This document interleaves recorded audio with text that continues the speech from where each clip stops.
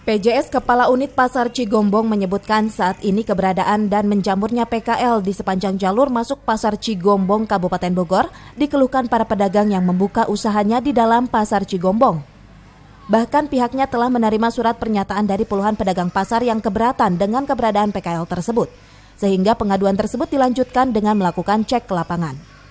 Dari aduan tersebut, umumnya para pedagang keberatan dengan keberadaan PKL karena para pengunjung lebih memilih melakukan transaksi di luar pasar. Apalagi karena jalur ke pasar kerap macet, maka pengunjung enggan masuk ke pasar.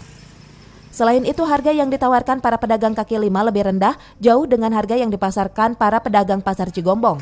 Belum lagi terkait retribusi para PKL tidak dipungut, berbeda dengan pedagang pasar Cigombong yang dipungut secara rutin. Pedagang merasa mengeluh karena omset mereka mungkin sedikit terganggu karena komoditi mereka jual itu sama dengan yang di dalam, khususnya kayak pakaian, sepatu segala macam. Dan kedua juga setelah saya amati emang cukup mengganggu akses masuk pasar Cigombong karena lalu lintas di situ kan cukup padat ya. Jalan udah agak sempit, ditambah ada lapak-lapak mereka, otomatis terganggu. Eksekutor ya kalau Pol PP ya.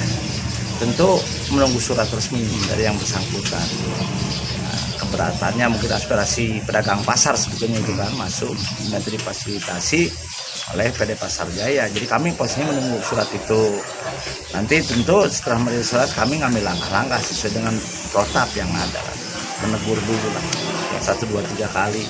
Kan gitu prosedurnya. Sementara itu, Joni, salah satu pedagang kaki lima setempat, mengaku keberadaan dirinya bersama para PKL lainnya tidak mengganggu dan membuat kerugian bagi pedagang pasar. Namun dirinya siap ditertibkan asalkan seluruh pedagang kaki lima lainnya juga ditertibkan. Dari Cigombong, Kabupaten Bogor, Eko Rosandi melaporkan.